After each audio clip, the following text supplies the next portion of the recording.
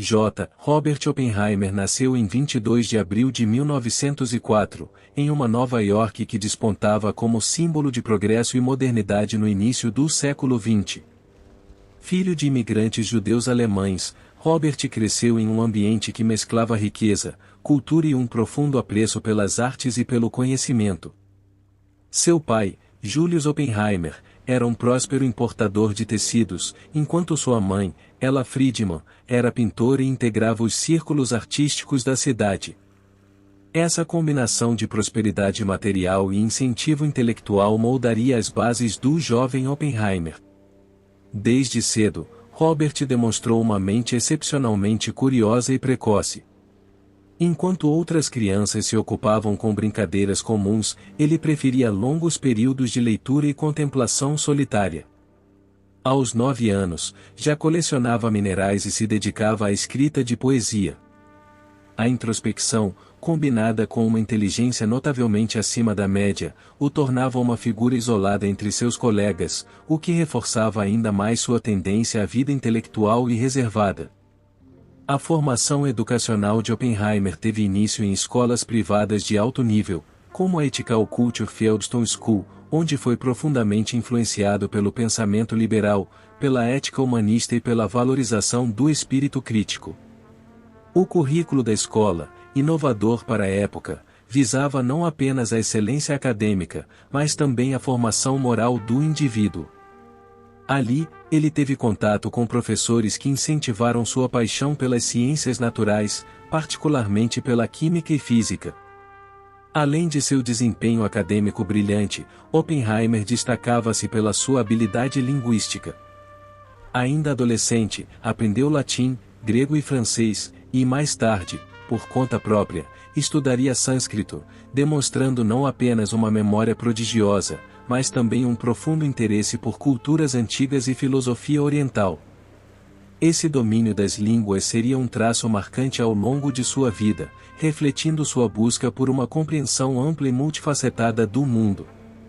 Apesar do conforto financeiro e do acesso à educação de elite, Oppenheimer não escapou de crises emocionais durante a juventude. Ele passou por períodos de melancolia e isolamento, sintomas que mais tarde seriam interpretados como sinais de depressão. Esses episódios não impediam seu progresso intelectual, mas adicionavam uma camada de complexidade à sua personalidade, marcada pela sensibilidade exacerbada e por um senso de responsabilidade quase angustiante diante dos dilemas morais da ciência. Na casa dos Oppenheimer, a arte ocupava um lugar central. Obras de Van Gogh, Picasso e Cézanne adornavam as paredes da residência familiar. Essa convivência com a estética refinada influenciou seu olhar sobre o mundo, tornando-o um cientista com forte senso estético e filosófico. Diferente de muitos de seus colegas na física, Robert não via a ciência como algo puramente técnico, mas como uma forma de expressão do espírito humano, uma ideia que viria a influenciar profundamente suas decisões futuras. A herança cultural judaica, embora presente, era tratada com certa ambivalência na família. Os Oppenheimer não eram religiosos no sentido tradicional, e a identidade judaica de Robert era mais cultural do que espiritual. Esse distanciamento da religiosidade institucional não impediu, no entanto, que ele mais tarde fosse identificado, em momentos cruciais, julgado, com base em sua origem étnica, num contexto histórico em que o antissemitismo ainda persistia nos bastidores da sociedade americana. O contato precoce com o mundo europeu também seria decisivo. Durante as férias e parte de sua formação posterior, Oppenheimer viajou com a família para a Europa, conhecendo museus, universidades e tradições intelectuais do Velho Mundo. Essas experiências ampliaram sua visão cosmopolita e plantaram as sementes de uma mentalidade que transcenderia fronteiras nacionais. Essa dimensão internacional, adquirida desde a infância, tornaria-se essencial em sua atuação científica nas décadas seguintes. Do ponto de vista emocional, a figura materna exerceu grande influência em seu desenvolvimento. Ella Oppenheimer era uma mulher refinada, mais rígida, com expectativas elevadas quanto ao desempenho do filho.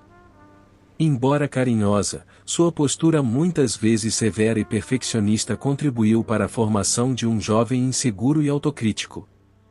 A busca por aprovação e reconhecimento, os traços visíveis em sua vida adulta, pode ser parcialmente compreendida nesse vínculo inicial com a mãe.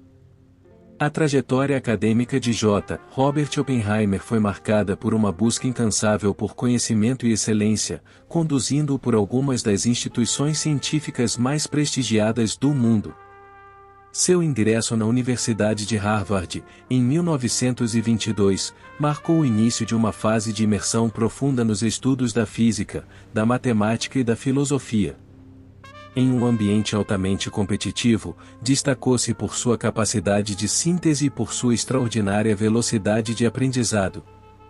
Concluiu o curso em apenas 3 anos, com honras máximas, demonstrando desde então uma vocação inequívoca para a ciência teórica. Durante sua permanência em Harvard, Oppenheimer começou a manifestar um interesse mais específico pela física moderna, especialmente pelas teorias emergentes da relatividade e da mecânica quântica. A influência de professores como Percy Bridgman, ganhador do Prêmio Nobel, foi crucial para direcioná-lo aos problemas fundamentais da física. No entanto, Oppenheimer logo percebeu que os maiores avanços nessa área não estavam ocorrendo nos Estados Unidos, mas sim na Europa, particularmente na Alemanha, que na década de 1920 liderava a pesquisa em física teórica. Movido por essa constatação, Oppenheimer partiu para a Europa, onde iniciaria uma fase decisiva de sua formação científica. Em 1925, ingressou na Universidade de Cambridge, na Inglaterra, com o objetivo de trabalhar no laboratório Cavendish sob a supervisão do renomado físico J. J. Thomson. No entanto, essa experiência se mostrou frustrante. O ambiente experimental, altamente técnico e manual, não condizia com sua natureza teórica e introspectiva. Sua habilidade para manipular equipamentos era limitada, e os fracassos nos experimentos geraram nele um sentimento de inadequação e tensão emocional. A inadequação em Cambridge teve consequências sérias. Oppenheimer passou por uma crise nervosa e chegou a exibir comportamentos perturbadores, como o famoso episódio em que supostamente tentou envenenar uma maçã destinada a um professor, episódio que, embora envolto em especulações, reflete a instabilidade emocional que o acometeu nessa fase. Foi um período de desajuste, mas também de autoavaliação, que o levou a redirecionar sua carreira para um ambiente mais compatível com sua genialidade e a física teórica pura. Esse redirecionamento o levou à Universidade de Göttingen, na Alemanha, então um dos maiores centros da física teórica mundial. Lá, Oppenheimer trabalhou com Max Born, um dos fundadores da mecânica quântica. Foi nesse ambiente que ele floresceu intelectualmente. Participou ativamente dos debates científicos mais avançados da época, convivendo com figuras históricas como Werner Heisenberg, Wolfgang Pauli, Paul Dirac e Niels Bohr. Em 1927, obteve seu doutorado com uma tese sobre espectros atômicos, um tema na fronteira da física quântica. Durante seu tempo na Europa, Oppenheimer tornou-se não apenas um físico respeitado, mas também um homem cosmopolita, consciente da dimensão internacional da ciência. Dominava com fluência o alemão e o francês, lia artigos científicos nas línguas originais e acompanhava com entusiasmo os congressos e discussões que moldavam a física moderna. Essa experiência lhe deu uma perspectiva ampla e uma visão que ia além dos limites nacionais, o que seria fundamental para seu papel posterior na coordenação de projetos de grande escala. Após a conclusão de seu doutorado, Oppenheimer passou uma temporada em Zurique, onde trabalhou com Wolfgang Pauli, outro gigante da física. Esse período aprofundou ainda mais sua compreensão dos princípios da mecânica quântica e consolidou sua reputação entre os jovens teóricos mais promissores da época. Era um momento de grande efervescência científica, no qual a física quântica se desenvolvia rapidamente, desafiando os paradigmas clássicos da ciência e exigindo uma nova forma de pensar a realidade. De volta aos Estados Unidos no final da década de 1920, Oppenheimer trouxe consigo não apenas uma sólida formação científica, mas também um prestígio intelectual que logo o posicionaria como figura central no desenvolvimento da física teórica americana. Foi contratado simultaneamente pelas universidades da Califórnia em Berkeley e pelo Instituto de Tecnologia da Califórnia, Caltech, onde iniciou uma longa e influente carreira como professor e pesquisador. Nessas instituições, tornaria-se mentor de toda uma geração de jovens físicos que, décadas depois, integrariam o Projeto Manhattan. Mais do que um cientista, Oppenheimer começou a ser visto como um intelectual completo. Suas aulas eram conhecidas por sua profundidade conceitual e por uma retórica quase poética. Tinha o dom de comunicar ideias complexas com clareza e elegância, o que o tornava uma figura admirada não só por seus alunos, mas também por colegas de outras áreas do saber. Essa capacidade de transitar entre ciência, filosofia e literatura era rara, e conferia a ele um prestígio que extrapolava o mundo acadêmico. Ao longo da década de 1930, Robert Oppenheimer consolidou-se como uma das figuras mais influentes da física teórica nos Estados Unidos. Com sua atuação simultânea na Universidade da Califórnia em Berkeley e no Instituto de Tecnologia da Califórnia, Caltech, ele tornou-se referência em áreas como eletrodinâmica quântica, física de partículas e teoria dos raios cósmicos. Seu trabalho contribuiu significativamente para o desenvolvimento da física moderna em solo americano, ainda carente, à época, da densidade científica que caracterizava os centros europeus. A produção acadêmica de Oppenheimer nesse período foi vasta e variada. Junto com seus alunos, publicou diversos artigos que investigavam aspectos fundamentais da mecânica quântica relativística. Um de seus focos era o comportamento de elétrons em altas energias e suas interações com campos eletromagnéticos intensos. Essas pesquisas, embora altamente teóricas, começavam a se conectar com aplicações práticas e futuras tecnologias, revelando uma mente capaz de antever os desdobramentos científicos ainda incipientes. Oppenheimer destacava-se não apenas por sua produção científica, mas também pela sua capacidade de formar e inspirar jovens talentos. Em Berkeley, criou um ambiente de intensa atividade intelectual, atraindo estudantes brilhantes que rapidamente se tornariam nomes importantes na física norte-americana. Ao cultivar um grupo de pesquisa coeso e motivado, Oppenheimer contribuiu para a transformação da costa oeste dos Estados Unidos em um novo polo de excelência científica, quebrando o monopólio tradicional das universidades da costa leste. Seu prestígio crescia não apenas entre físicos, mas também em outros círculos intelectuais. Oppenheimer era conhecido por seu domínio de temas filosóficos, literários e políticos, o que o tornava um interlocutor respeitado em debates interdisciplinares. Tinha o hábito de citar poetas indianos, filósofos gregos e pensadores modernos em suas conversas, conferências e aulas. Essa erudição multidisciplinar, aliada a uma eloquência natural, ampliava sua influência e o colocava em posição de destaque em um momento em que a ciência começava a dialogar mais intensamente com a sociedade. Ao mesmo tempo, a década de 1930 foi marcada por profundas transformações políticas no cenário internacional, e Oppenheimer não ficou alheio a essas mudanças. Preocupado com a ascensão do fascismo na Europa e com as injustiças sociais nos Estados Unidos, aproximou-se de círculos progressistas e manteve contatos com membros do Partido Comunista, embora nunca tenha sido oficialmente filiado. Essa inclinação política, motivada por preocupações humanitárias e sociais, viria a ter consequências importantes mais adiante em sua vida, especialmente durante os anos da Guerra Fria. A atuação de Oppenheimer como cientista começou, então, a adquirir uma dimensão política. Ele passou a defender o papel da ciência na construção de uma sociedade mais justa e racional. Em artigos e palestras, argumentava que os cientistas tinham a responsabilidade de compreender o impacto de seu trabalho sobre a humanidade. Essa postura crítica e consciente, pouco comum em uma época de tecnocracia crescente, revelou-se um traço distintivo de sua liderança intelectual. Outro elemento importante dessa fase foi sua crescente interlocução com órgãos do governo norte-americano. Oppenheimer foi chamado para integrar comitês de aconselhamento científico, especialmente em temas ligados à defesa nacional. Seu conhecimento sobre física nuclear e sua visão estratégica o tornavam um nome cada vez mais valorizado em um contexto de tensão geopolítica crescente, com o avanço das pesquisas nucleares na Alemanha nazista e os primeiros rumores sobre o potencial destrutivo da fissão atômica. Esse reconhecimento culminou na aproximação com a comunidade militar e com a cúpula científica que assessorava o governo dos Estados Unidos.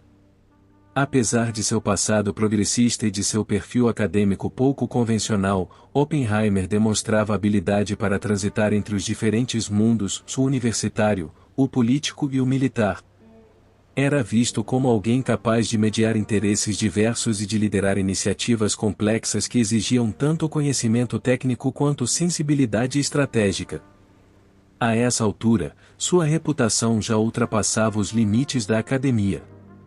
Oppenheimer era frequentemente convidado para conferências internacionais, onde defendia a cooperação entre cientistas de diferentes nações e alertava para os riscos de uma corrida armamentista descontrolada.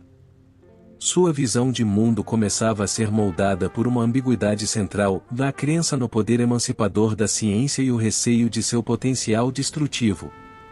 Essa dualidade se tornaria cada vez mais evidente nos anos seguintes. O início da década de 1940 marcou uma virada drástica na relação entre ciência e poder político. Com a eclosão da Segunda Guerra Mundial, os Estados Unidos viram-se pressionados a reagir ao avanço tecnológico das potências do eixo. Em especial, os rumores de que cientistas alemães estavam explorando a fissão do urânio com fins militares causaram alarme nos círculos estratégicos norte-americanos. Foi nesse cenário de urgência e incerteza que germinou o Projeto Manhattan, um esforço sem precedentes para desenvolver a primeira arma nuclear antes que a Alemanha o fizesse. Embora Oppenheimer já fosse um nome respeitado nos meios científicos, sua escolha para liderar o lado científico do projeto surpreendeu alguns setores militares. Até então, ele não havia comandado grandes empreendimentos práticos nem possuía experiência direta com projetos de engenharia de larga escala. No entanto, sua capacidade de articular ideias complexas, reunir talentos e transitar entre diferentes esferas da sociedade, do governo aos laboratórios, fez dele a figura ideal para mediar os mundos científico e militar em um momento de crise global. A nomeação de Oppenheimer como diretor científico do Projeto Manhattan ocorreu em 1942, sob a supervisão geral do general Leslie Groves, um engenheiro militar de temperamento decidido. A relação entre Groves e Oppenheimer, apesar de suas diferenças de estilo e formação, revelou-se notavelmente produtiva. Groves admirava a inteligência e o foco de Oppenheimer, enquanto este reconhecia na estrutura rígida do comando militar a condição necessária para transformar ciência teórica em uma aplicação bélica concreta. Um dos primeiros desafios enfrentados foi a escolha de um local adequado para a instalação do laboratório central do projeto. A decisão recaiu sobre uma região remota no Novo México, próxima à cidade de Santa Fe, onde havia uma antiga escola para meninos, o Rancho Los Alamos. A localização isolada oferecia as condições de sigilo exigidas e uma relativa segurança contra a espionagem estrangeira. Transformar esse lugar inóspito em um centro de pesquisa de ponta foi uma tarefa hercúlea, mas rapidamente iniciada sob a liderança de Oppenheimer. A criação de Los Alamos como laboratório central do Projeto Manhattan exigiu uma mobilização logística e humana de proporções inéditas. Milhares de cientistas, engenheiros, técnicos e operários foram recrutados, muitos deles trazidos de universidades de prestígio. O desafio era não apenas construir instalações e equipamentos, mas também integrar mentes brilhantes em uma estrutura coordenada, com metas rígidas e prazos inegociáveis. Oppenheimer, com seu carisma intelectual e visão estratégica, mostrou-se surpreendentemente eficaz na tarefa de unir talentos diversos em prol de um objetivo comum. No âmago da missão estava a necessidade de compreender e controlar os processos da fissão nuclear, especialmente envolvendo isótopos do urânio e do recém-descoberto plutônio. Os cientistas de Los Alamos debruçaram-se sobre cálculos complexos de dinâmica de nêutrons, design de explosivos e estrutura dos dispositivos. Embora o conhecimento teórico sobre fissão já existisse, transformar esse conhecimento em uma arma funcional implicava vencer uma série de obstáculos técnicos ainda desconhecidos. O papel de Oppenheimer foi garantir que as equipes trabalhassem de forma coesa, superando rivalidades e mantendo o foco na meta. Um aspecto central desse período foi a gestão do sigilo. O projeto Manhattan operava sob o mais absoluto segredo. Mesmo os cientistas, em muitos casos, tinham acesso apenas à parte do projeto em que trabalhavam diretamente. Oppenheimer teve de equilibrar a necessidade de confidencialidade com a natureza colaborativa da pesquisa científica. Essa tensão entre liberdade intelectual e controle militar foi uma das marcas do projeto e exigiu de Oppenheimer um tipo de liderança firme, mais diplomática. Ao longo de 1943 e 1944, o progresso em Los Alamos foi constante, embora cercado de incertezas.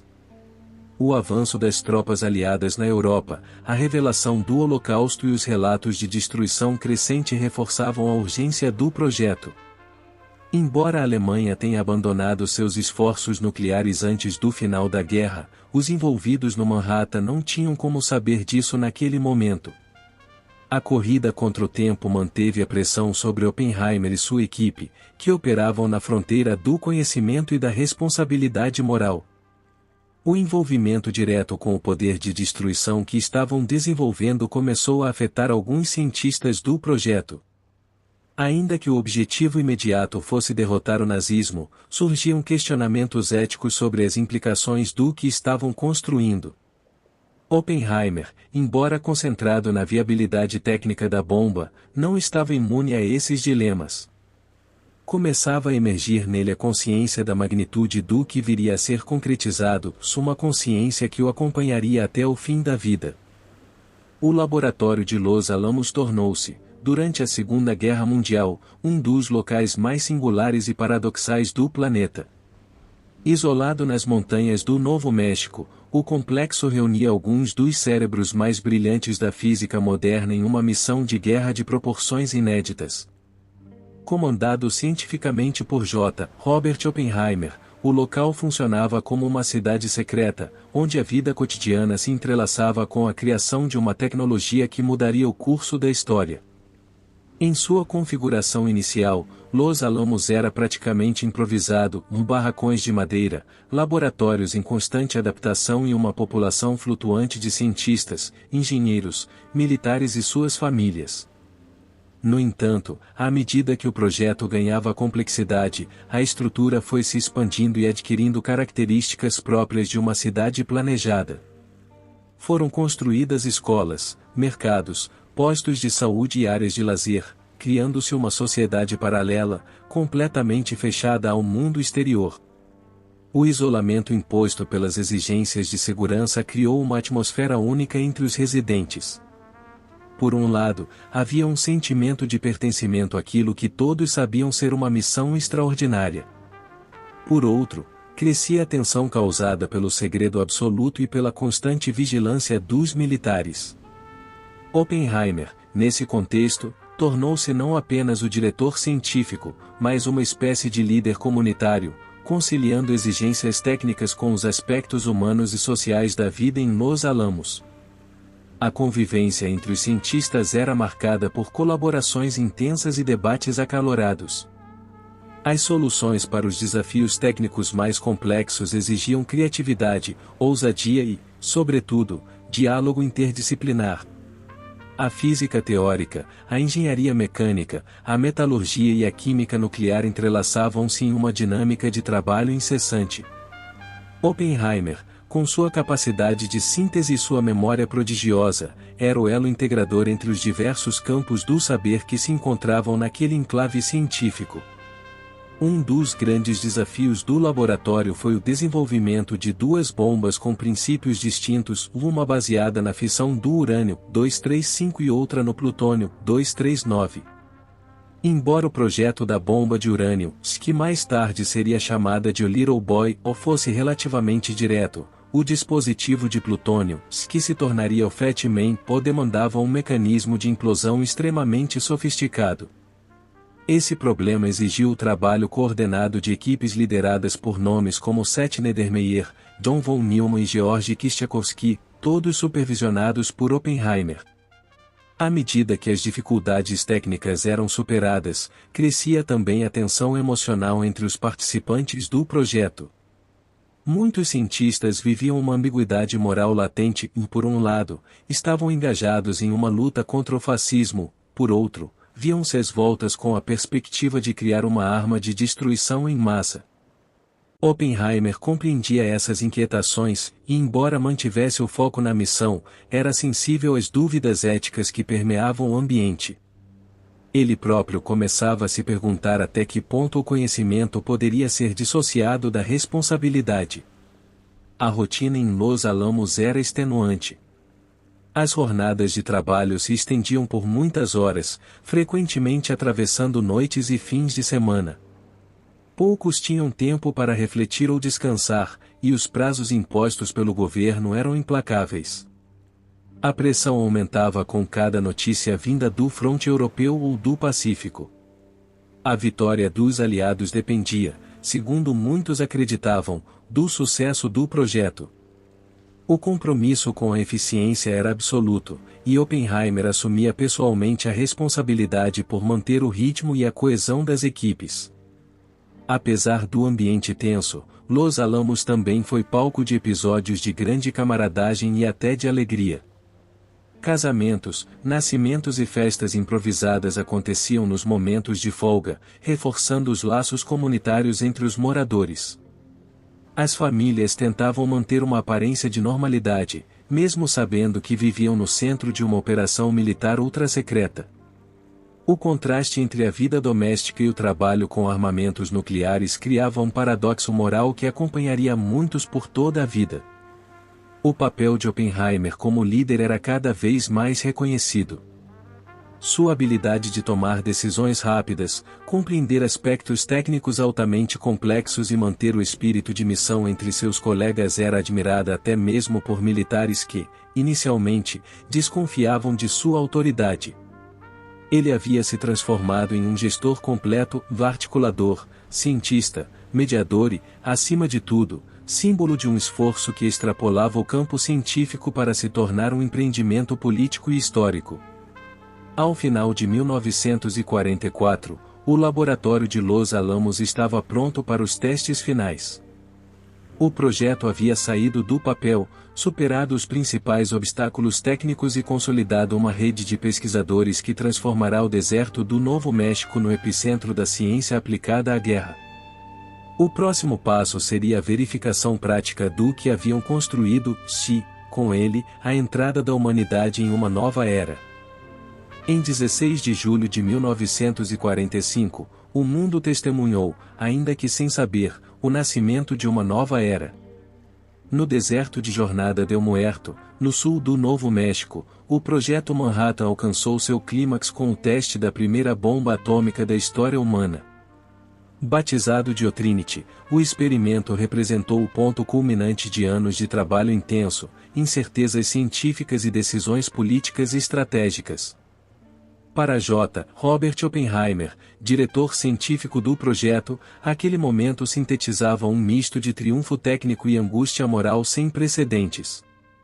O teste Trinity foi resultado de meses de preparação meticulosa. A bomba utilizada era baseada no design de implosão desenvolvido para o plutônio 239, uma solução altamente complexa em comparação ao modelo de urânio. O local escolhido oferecia isolamento suficiente para evitar espionagem e reduzir os riscos à população. Montar o aparato exigiu a convergência de várias disciplinas científicas, desde a engenharia de precisão até a balística de alta velocidade. A explosão precisava não apenas ocorrer, mas ser medida e analisada com rigor. Nas horas que antecederam a detonação, a tensão era palpável. Os cientistas discutiam possíveis cenários, desde uma falha completa até uma reação em cadeia descontrolada, embora esta última hipótese fosse considerada extremamente improvável. Equipamentos foram montados para registrar a explosão, câmeras de alta velocidade, sensores de radiação, microfones subterrâneos. O clima era instável, com nuvens ameaçadoras retardando o horário originalmente planejado. Às 5h29 da manhã, a contagem regressiva foi iniciada, e em seguida, o céu foi rasgado por uma luz mais intensa que 1000 sóis. O clarão foi visível a mais de 300 quilômetros de distância. A nuvem em forma de cogumelo subiu com força devastadora, enquanto o chão tremia e um estrondo ensurdecedor varria a planície. O calor era tão intenso que derreteu a areia ao redor da torre de teste, formando uma substância vítrea verde, depois chamada de otrinitita. Aqueles que assistiam ao espetáculo, protegidos por óculos escuros e trincheiras, ficaram em silêncio diante do poder que haviam libertado. O próprio Oppenheimer, segundo relatos posteriores, murmurou um verso do Bhagavad Gita: "Agora eu me tornei a morte, o destruidor de mundos." Trinity não foi apenas uma prova de conceito. Foi uma demonstração definitiva da capacidade humana de liberar forças naturais até então inacessíveis. Pela primeira vez, a humanidade havia criado uma arma com poder destrutivo em escala apocalíptica. A precisão dos cálculos, a eficiência do mecanismo de implosão e a devastação controlada mostraram que o esforço de Los Alamos havia atingido seu objetivo. O sucesso do teste validou a aplicação militar imediata da tecnologia, abrindo caminho para o uso da bomba em combate real. A notícia da explosão foi mantida em segredo absoluto por alguns dias. Oppenheimer e sua equipe prepararam relatórios técnicos para os líderes militares e políticos, que aguardavam ansiosamente os resultados. Para o alto comando dos Estados Unidos, Trinity confirmou que o investimento gigantesco no projeto Manhattan estava justificado. O presidente Harry Truman, informado enquanto participava da Conferência de Potsdam, passou a considerar a bomba como um trunfo decisivo nas negociações com o Japão e, indiretamente, com a União Soviética. Internamente, o sucesso de Trinity trouxe uma divisão emocional entre os cientistas. Se por um lado muitos sentiram um alívio pela validação do trabalho e pelo possível fim da guerra, outros foram tomados por um sentimento de culpa e responsabilidade. Oppenheimer, embora reconhecido como o grande articulador do feito, não conseguiu evitar o peso simbólico do momento. Seu olhar estava voltado não apenas para o presente, mas para o que viria depois, para as implicações éticas, políticas e existenciais do uso dessa nova arma. Trinity também serviu como alerta ao mundo, mesmo que invisível à opinião pública naquele instante. A ciência havia cruzado um limiar da capacidade de exterminar cidades inteiras em segundos. A bomba deixava de ser um projeto técnico e passava a ser um objeto de debate filosófico e geopolítico. Oppenheimer, que até então havia operado como líder técnico e organizador intelectual, começava a sentir-se convocado a uma nova função, de pensador público, alguém que deveria mediar as consequências do que ajudou a criar. A explosão em Jornada del Muerto não matou ninguém diretamente, mas seu impacto foi mais profundo do que qualquer confronto militar tradicional. Ela inaugurou uma era em que o poder destrutivo não era mais limitado pela geografia ou pelo número de soldados, mas pela decisão de apertar um botão. O simbolismo de Trinity transcende o campo da ciência. Representa o momento em que o saber humano demonstrou poder semelhante ao da criação ou da aniquilação, um instante em que a técnica superou a ética em velocidade. A decisão de utilizar armas nucleares contra o Japão não partiu da comunidade científica, mas do alto escalão político e militar dos Estados Unidos. Com o sucesso do teste Trinity, a bomba atômica deixou de ser um experimento e tornou-se uma opção real no arsenal de guerra. Em meio ao desgaste prolongado do conflito no Pacífico, os líderes americanos viam na nova arma uma forma de forçar a rendição japonesa e evitar uma invasão terrestre que poderia custar centenas de milhares de vidas. Assim, em 6 e 9 de agosto de 1945, Hiroshima e Nagasaki foram atacadas com as primeiras bombas nucleares usadas em combate. A bomba lançada sobre Hiroshima, denominada o Little Boy, utilizava urânio-235 como material físsil. O artefato foi lançado de um bombardeiro B-29 chamado Enola Gay, causando uma explosão que dizimou instantaneamente cerca de 70 mil pessoas. Nos dias e semanas seguintes, esse número mais que dobrou devido aos efeitos da radiação, queimaduras e colapsos estruturais. 3 dias depois, em Nagasaki, a bomba Fat Man, à base de plutônio, matou cerca de 40 mil pessoas no momento do impacto. Assim como em Hiroshima, o número de mortos aumentou com o tempo, revelando os efeitos devastadores e duradouros da radiação ionizante. O impacto psicológico das explosões superou qualquer previsão. As duas cidades foram parcialmente reduzidas a escombros, e os sobreviventes carregariam por décadas os efeitos físicos e mentais da catástrofe. Relatos de queimaduras severas, desfigurações, doenças degenerativas e traumas psicológicos começaram a surgir rapidamente, chocando até mesmo os defensores do uso da bomba. Embora o governo americano justificasse os ataques como medidas necessárias para pôr fim à guerra, a brutalidade do evento deu início a uma controvérsia ética que persiste até os dias atuais. Para Oppenheimer, os acontecimentos de Hiroshima e Nagasaki representaram um ponto de inflexão.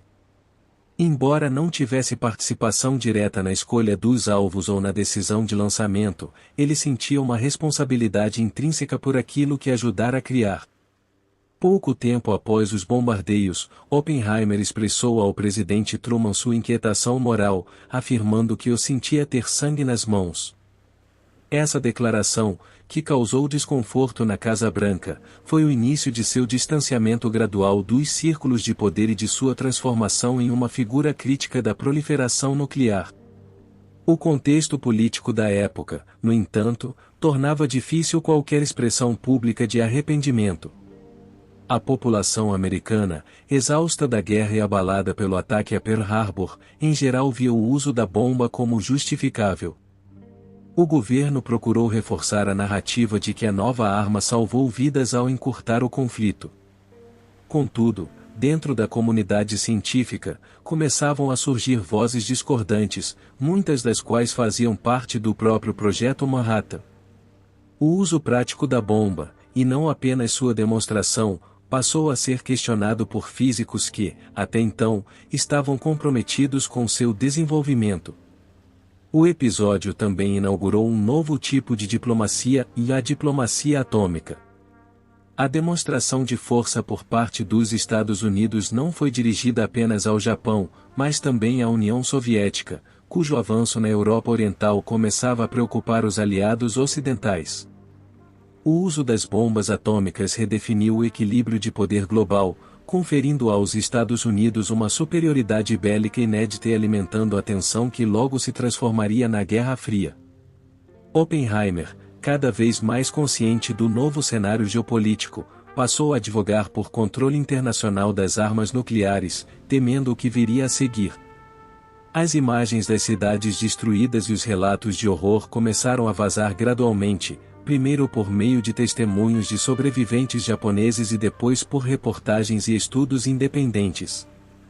Embora o governo americano tenha inicialmente tentado controlar a divulgação das consequências dos ataques, a verdade começou a emergir com força.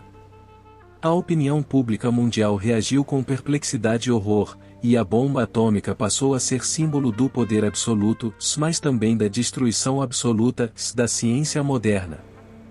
Do ponto de vista histórico, os bombardeios de Hiroshima e Nagasaki encerraram a Segunda Guerra Mundial e marcaram o início de uma nova era de armamento. O Japão anunciou sua rendição em 15 de agosto de 1945, formalizada em 2 de setembro. No entanto, O custo dessa vitória foi imensurável, não apenas em vidas humanas, mas também na transformação definitiva da guerra e da diplomacia. O mundo havia sido introduzido ao conceito de destruição instantânea e irreversível, alterando para sempre o imaginário coletivo sobre o conflito armado. No plano pessoal, Oppenheimer começou a experimentar um processo de alienação dentro do próprio governo que antes o reverenciava. Sua preocupação com o futuro da humanidade diante do poder nuclear tornou-se incômoda para líderes que viam na bomba um instrumento legítimo de dominação. Aos poucos, ele deixava de ser o arquiteto da vitória para se tornar um profeta da advertência.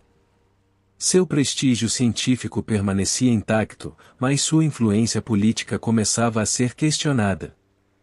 Com o fim da Segunda Guerra Mundial, os Estados Unidos emergiram como a principal potência militar e científica do mundo, tendo nas armas nucleares o símbolo mais claro dessa supremacia. Contudo, a transição do tempo de guerra para o período de paz exigia que os instrumentos criados para o conflito fossem redirecionados para fins civis ou controlados por estruturas institucionais permanentes. Foi nesse contexto que, em 1946, foi criado o Comitê de Energia Atômica dos Estados Unidos, Atomic Energy Commission (AEC), um órgão governamental encarregado de administrar o uso da energia nuclear em tempos de paz.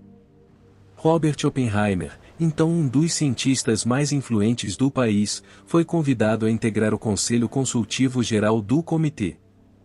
A entrada de Oppenheimer no AEC marcou uma nova fase de sua trajetória. Ele deixou de ser apenas um físico teórico e passou a ser um formulador de políticas públicas em um campo extremamente sensível.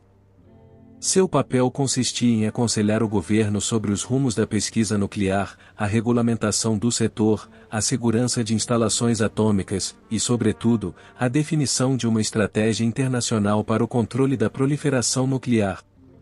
Com seu prestígio científico e sua experiência à frente do Projeto Manhattan, Oppenheimer tornou-se uma voz de autoridade incontestável nesse novo espaço de decisão. O contexto internacional, porém, era delicado. A União Soviética, aliada durante a guerra, rapidamente se tornará adversária política, e os sinais da Guerra Fria começavam a se intensificar. Nesse cenário de crescente desconfiança entre blocos, a energia atômica passou a ser vista menos como uma promessa de desenvolvimento e mais como uma questão de segurança nacional. Oppenheimer, ciente da escalada geopolítica, passou a defender com firmeza a criação de mecanismos internacionais de controle nuclear, propondo acordos multilaterais que limitassem a disseminação de armas atômicas e incentivassem o uso pacífico da tecnologia. Sua posição, no entanto, não era consensual. Dentro do próprio governo americano, havia setores mais alinhados com uma visão militarista e expansionista do arsenal nuclear.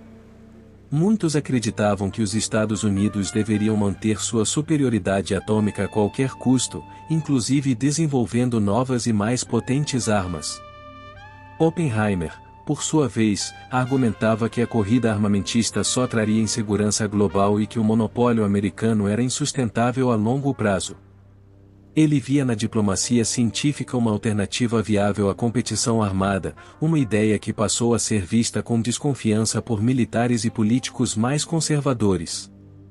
Entre os projetos mais notáveis que Oppenheimer apoiou estava o Plano Baruch, apresentado em 1946 às Nações Unidas. Esse plano previa o controle internacional da energia atômica por meio de uma autoridade supranacional que supervisionaria a produção e distribuição de materiais nucleares. Embora tenha sido concebido com o apoio de cientistas como Oppenheimer, o plano falhou devido à oposição da União Soviética, que o interpretou como uma tentativa de manter o poder nas mãos do bloco ocidental. O fracasso desse acordo marcou o fim das esperanças de controle coletivo imediato e deu início à escalada armamentista entre as superpotências. Durante sua atuação no AEC, Oppenheimer também foi um crítico consistente de projetos que julgava desnecessários ou perigosos. Um exemplo emblemático foi sua oposição ao desenvolvimento da bomba de hidrogênio, ou bomba H, uma arma muito mais poderosa do que a bomba atômica convencional. Ele considerava esse projeto como uma extrapolação moralmente inaceitável do conhecimento científico.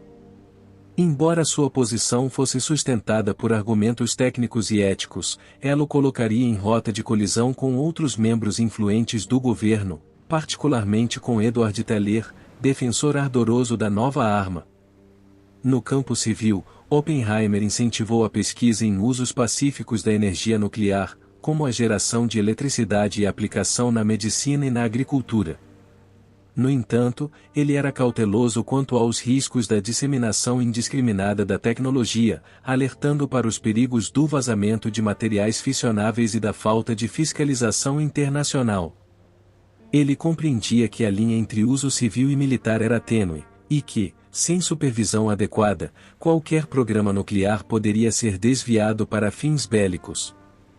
Apesar das crescentes tensões políticas, Oppenheimer mantinha prestígio no meio acadêmico e continuava a lecionar e dirigir o Institute for Advanced Study, em Princeton. Ele acreditava que a ciência precisava ser parte integrante das decisões governamentais, especialmente em temas que envolviam riscos globais. Por isso, ele insistia na necessidade de diálogo entre cientistas, diplomatas e militares, uma ideia que, embora visionária, colidia com o espírito de desconfiança que crescia nos bastidores da política norte-americana. Conforme a Guerra Fria se intensificava, os valores humanistas que nortearam a atuação de Oppenheimer tornavam-se cada vez menos compatíveis com a nova lógica estratégica. As pressões por uma postura mais beligerante, a valorização da força dissuasória e o medo da espionagem soviética geraram um ambiente hostil para posições conciliatórias como as de Oppenheimer. Ainda assim, ele não abandonou sua convicção de que a ciência precisava estar a serviço da humanidade, e não da destruição. No início da década de 1950, os Estados Unidos viviam um clima de paranoia política e perseguição ideológica alimentado pela ascensão do macartismo. Sob a liderança do senador Joseph McCarthy, instalou-se um ambiente de caça às bruxas contra qualquer indivíduo suspeito de simpatias comunistas. A tensão da Guerra Fria, agravada pelo avanço soviético na corrida armamentista, levou o governo norte-americano a buscar culpados internos para justificar a perda do monopólio nuclear. Nesse cenário, Robert Oppenheimer tornou-se um alvo preferencial devido às suas posições moderadas e antigos vínculos com pessoas associadas à esquerda política. Embora Oppenheimer nunca tenha sido membro do Partido Comunista, sua proximidade com intelectuais progressistas e sua associação com organizações que, nos anos 1930 e 1940, tinham tendências de esquerda, foram usadas contra ele. A sua oposição à bomba de hidrogênio e sua insistência no controle internacional da energia atômica alimentaram suspeitas entre os setores mais conservadores do governo. O que antes era visto como prudência e responsabilidade científica, passou a ser interpretado como deslealdade ou até sabotagem. O estopim veio em 1954, quando a Comissão de Energia Atômica decidiu revisar o credenciamento de segurança de Oppenheimer, um procedimento que se transformou em um julgamento público não oficial de sua lealdade. Sob um clima inquisitorial, Oppenheimer foi submetido a uma série de audiências conduzidas por um painel administrativo. Os depoimentos foram amplamente divulgados pela imprensa, e o processo transformou-se em um espetáculo político que expôs sua vida pessoal e profissional ao escrutínio nacional. Durante as audiências, foram levantadas questões sobre antigas amizades, atitudes políticas, omissões de informações e até aspectos de sua vida privada. Em nenhum momento foram apresentadas provas concretas de traição, mas o clima do processo era o de condenação prévia. O principal argumento usado contra ele foi sua suposta falta de confiabilidade em tempos de tensão internacional. Sua hesitação diante do programa da bomba de hidrogênio foi distorcida como uma falha de caráter, e não como um posicionamento ético legítimo. A atuação de Edward Teller durante o julgamento foi um dos momentos mais simbólicos da queda de Oppenheimer. Teller, colega de profissão e defensor fervoroso da bomba de hidrogênio, depôs contra Oppenheimer, alegando que não confiava plenamente em seu julgamento em assuntos de segurança nacional. Esse testemunho teve peso decisivo para o veredito final, contribuindo para o afastamento formal de Oppenheimer das instâncias governamentais ligadas à política nuclear. A perda de sua autorização de segurança foi um golpe profundo não apenas em sua carreira, mas também em sua reputação. O caso Oppenheimer revelou as contradições de uma era marcada pelo medo e pela intolerância. Mesmo sendo uma figura central na vitória americana durante a Segunda Guerra Mundial, ele foi tratado com desconfiança e desrespeito.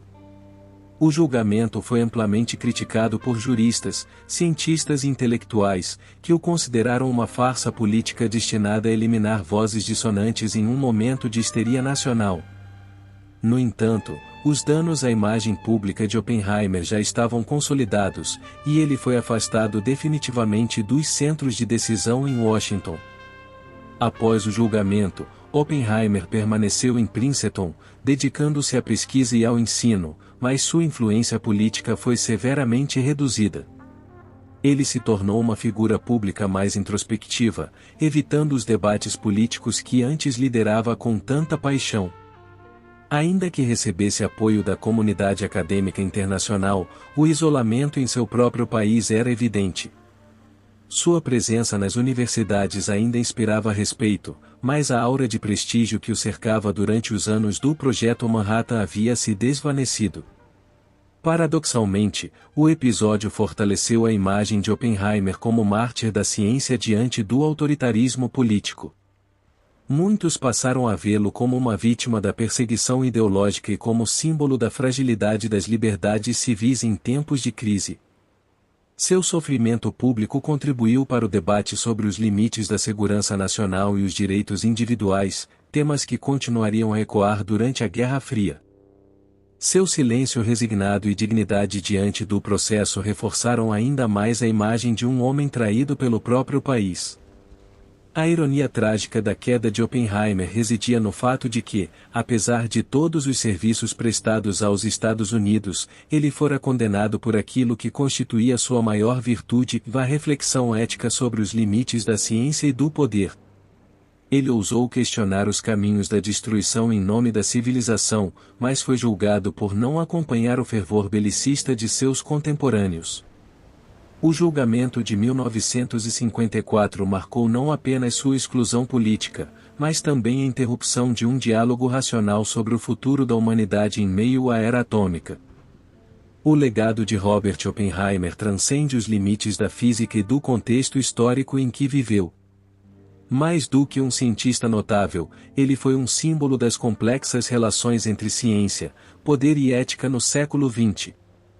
Sua trajetória serviu de alerta para os perigos que emergem quando o conhecimento é instrumentalizado em nome de interesses políticos, e sua figura permanece como referência fundamental nos debates sobre a responsabilidade social do cientista.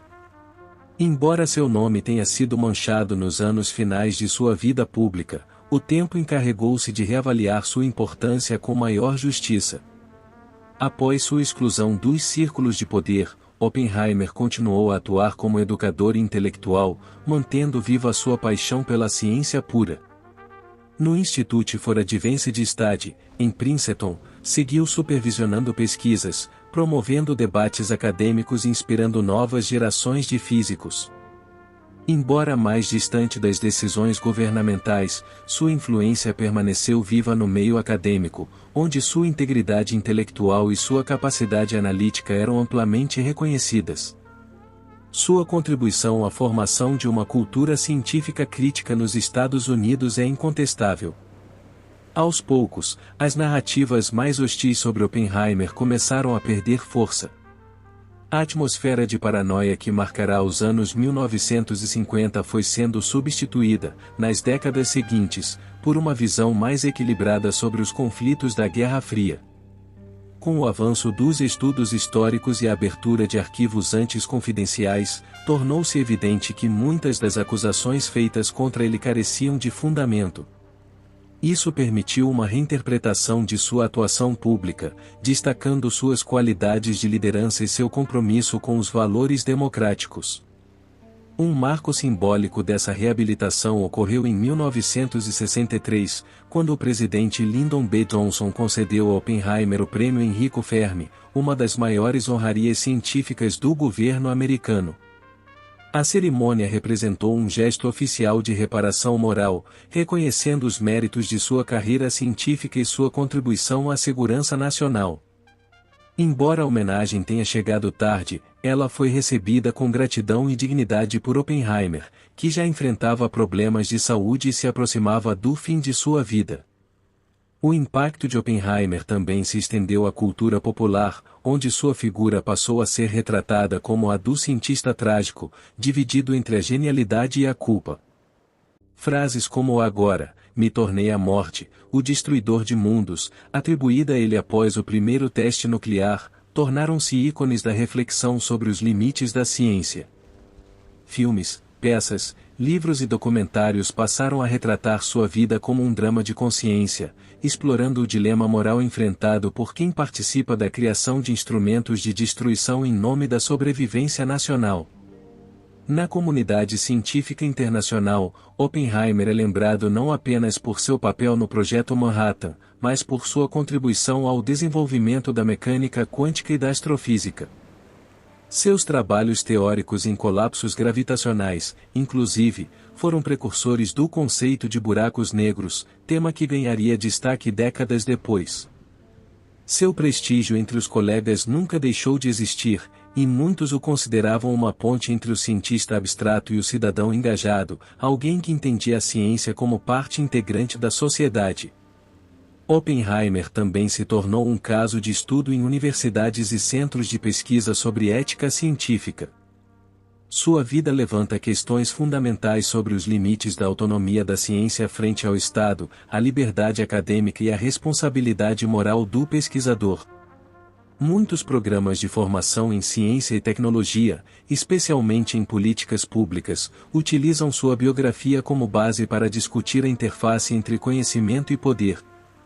Nesse sentido, sua figura é constantemente revisitada em busca de lições para o presente. A reabilitação de Oppenheimer não apagou as contradições de sua trajetória, mas tornou possível compreendê-las em um contexto mais amplo. Ele foi ao mesmo tempo herói e vítima, criador e crítico, protagonista de uma era de progresso e testemunha de sua destruição potencial. Sua complexidade não o reduz a rótulos fáceis, e é justamente essa ambivalência que o torna fascinante como personagem histórico.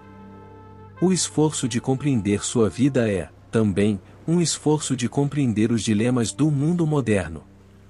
Em dezembro de 2022, em um gesto tardio porém significativo, o governo dos Estados Unidos, por meio da secretária de Energia Jennifer Granholm, anulou oficialmente a revogação da credencial de segurança de Oppenheimer, ocorrida em 1954. A decisão reconheceu que o processo fora profundamente injusto e motivado por razões políticas. Esse ato simbólico encerrou, oficialmente, a perseguição sofrida por ele e representou uma vitória póstuma da razão sobre o medo. O legado de Robert Oppenheimer, portanto, não está apenas nos laboratórios ou nos tratados de física, mas na memória coletiva da humanidade. Ele permanece como um emblema da era atômica e um exemplo das contradições do progresso. Sua vida nos lembra que o conhecimento, por si só, não é neutro, se ele carrega consigo escolhas, valores e consequências. Ao olhar para Oppenheimer, não vemos apenas um cientista, mas um espelho das possibilidades e perigos que definem o nosso tempo.